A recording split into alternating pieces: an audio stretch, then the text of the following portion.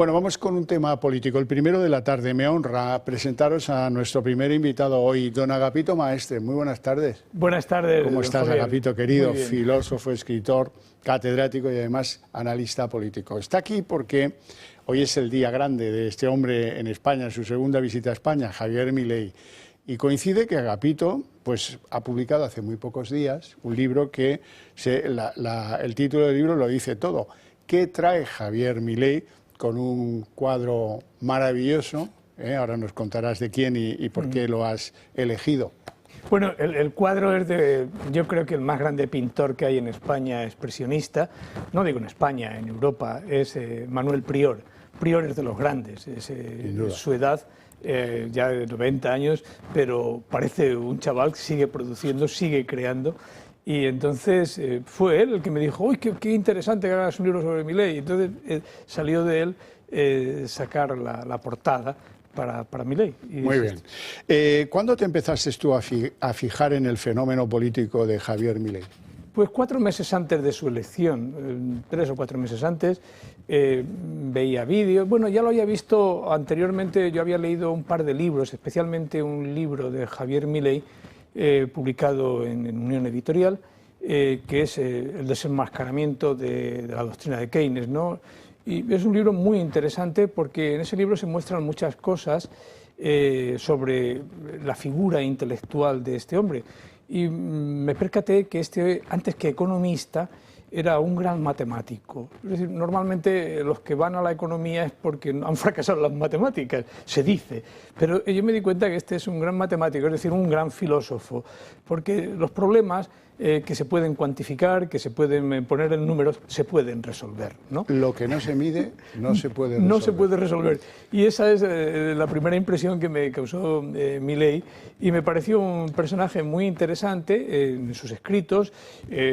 Compartíamos la misma editorial, yo tengo algún libro en esa editorial, y entonces empecé a ver vídeos y vi que era muy coherente. Y lo más interesante fue cuando salió elegido, pues yo pensé que iba a cambiar de estrategia, de discurso, y por el contrario, pues vi que no, que traía una cosa muy sencilla, que es verdad, veracidad. Más aún, luz, verosimilitud, y traía alegría también, traía alegría. Agapito, tú has estudiado a este hombre como intelectual, has estudiado a este hombre como aportador de nuevas ideas en la economía política. ¿Tú crees que va a transformar el pensamiento en América Latina o en buena parte del mundo? Bueno, yo creo que de hecho ya lo ha transformado, porque cuando aparece un poder simbólico, pues el símbolo, que es al final pues una expresión, pues yo diría, estética de una cuestión moral, pues ya se transforma todo. Entonces, como se diría con el lenguaje un poco políticamente correcto y actual, hoy ya Javier Gerardo Milei es un referente, es una referencia a su personalidad para toda Hispanoamérica, no solo para toda Hispanoamérica, sino para toda América, y no solamente para América, sino para todo el mundo civilizado, desarrollado. ¿Por qué? Porque Milei es un hombre que está formado en la Escuela de la Libertad.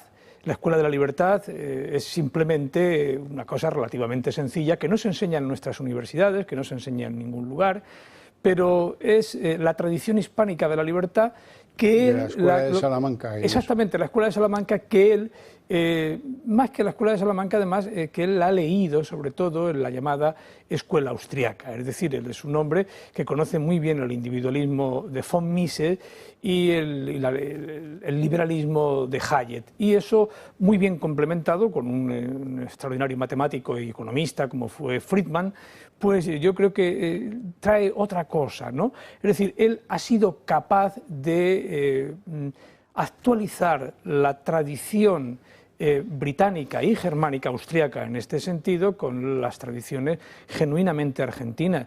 Y por eso él casi hay que decir que cuando él vuelve a Alberdi, Juan Bautista Alberdi es el gran intelectual que está muchos años en el exilio, pero es el que sienta las bases de la nación argentina.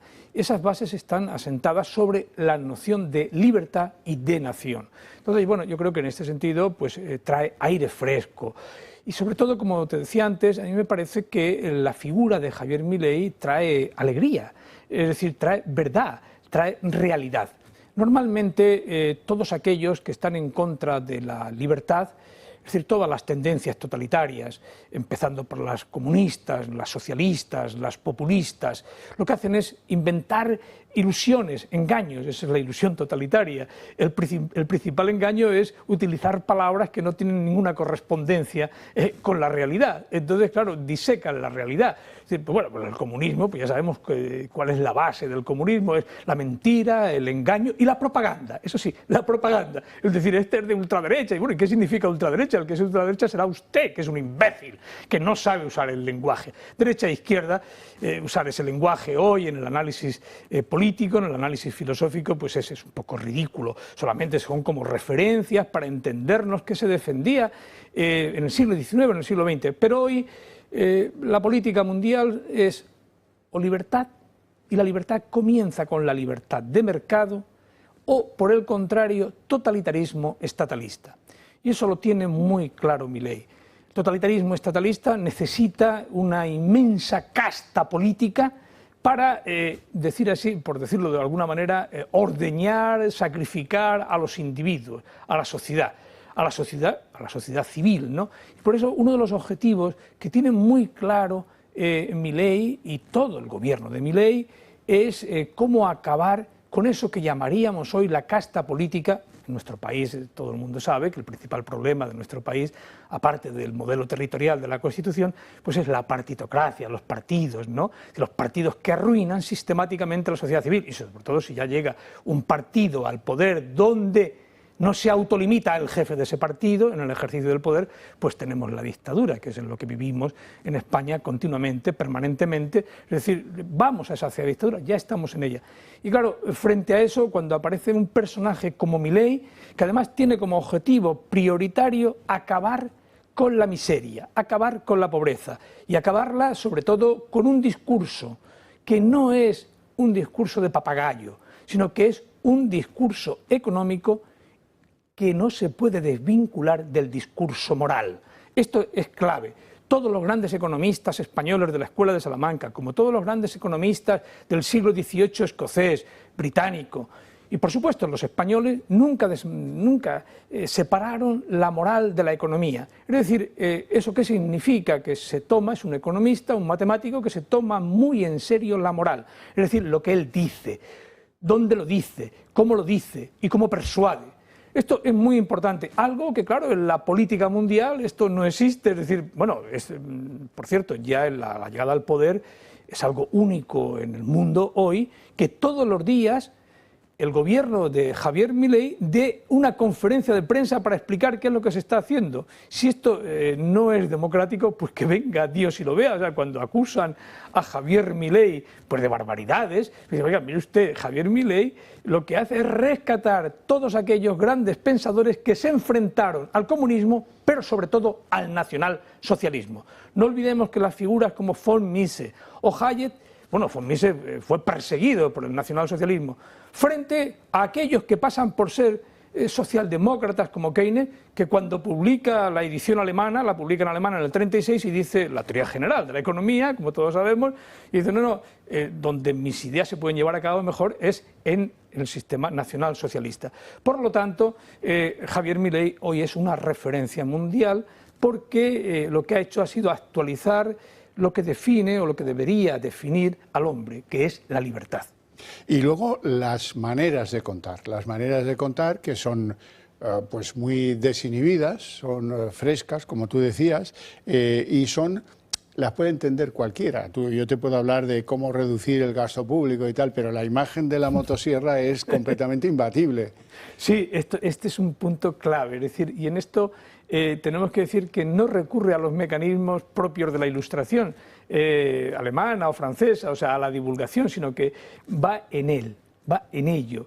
La explicación, por eso digo, él cree lo que dice, y por eso comenzaba esta intervención diciendo que lo que trae es verdad, veracidad y verosimilitud. Todo lo que dice es semejante a la verdad, porque es real. Él no ha engañado a nadie, él incluso ha llegado a reconocer, yo he llegado al poder de modo milagroso, sin duda alguna. Es un milagro que un liberal libertario Es decir, es un milagro, pero sobre todo en una sociedad en la que... En la peor de las sociedades. La Argentina acostumbrada a tantas cosas. Claro, pero por eso, es decir, él se cree lo que se dice también vulgarmente, la batalla de las ideas, la batalla moral de la libertad. Es decir, la defensa de la libertad es saber defender la libertad, ¿no?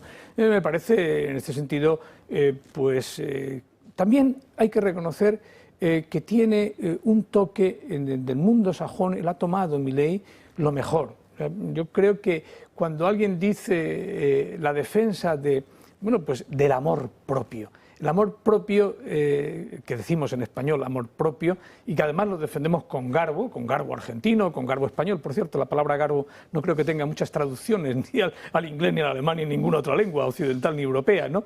Él lo hace eso con mucho garbo, y eso también lo vincula pues, a alguna novelista, a alguna pensadora como Ayn Rand. Rand, nadie lo olvide, es la pensadora más leída en Estados Unidos después de la Biblia. Entonces, hay mucha gente que no le da importancia a eso, pues hay que dársela, ¿no? Entonces, el rescate de todo ese pensamiento liberal, el hacer coincidir el pensamiento liberal hispánico con el pensamiento sajón, pues yo creo que es muy importante. Entonces, la manera de contarlo pues es algo maravilloso, porque él muchas veces, como diría nuestro Ramón Gómez de la Serna, su lenguaje o sus libros no son transitivos, no se dirigen a nadie, son intransitivos, se dirigen a sí mismo. Se convence él mismo para convencer a los demás, y en ese punto pues, me parece un personaje muy atractivo, ¿no? Pero no es solamente el personaje, sino que también él es muy inteligente porque ha conformado un gobierno. Eso no está en mi libro, no tiene que ver nada con mi libro habla de filosofía, no de análisis político, pero él ha conformado un gobierno, pues casi yo diría de concentración nacional, con lo mejor de cada casa, e incluso cuando él hace algo, lo propone con tanto amor que la única manera de combatir el odio, el rencor en el que están basadas las sociedades totalitarias, las sociedades intervencionistas, las sociedades al modo de Pedro Sánchez, las sociedades que conciben, pues esto es decir, se hace porque yo lo digo y no hay más y tal, ¿no? Es decir, eso que está basado fundamentalmente en el odio y en el rencor, que es la ideología que ha tenido la izquierda, especialmente en el siglo XX y parte del siglo XXI, es lo que hace es integrarlo con una filosofía que diríamos que es una filosofía alegre, una filosofía del amor. Solo donde hay amor, solo donde uno ve lo que lleva en su corazón en el otro. Si lleva en su corazón alegría, pues ve en el otro alegría. Si ve en su corazón bondad, ve en el otro bondad. El que lleva rencor no puede verlo. Y eso es lo que ha traído Javier Milei, ¿verdad? Agapito Maesé, te agradezco mucho que hayas querido venir a presentar tu libro, esta aproximación intelectual al fenómeno de Milei, que no tanto política, pero que es tan útil en estos momentos, siendo que es el protagonista del día. Aún te agradezco más que hayas querido estar aquí con nosotros para presentar tu libro. Nosotros nos vamos a publicidad.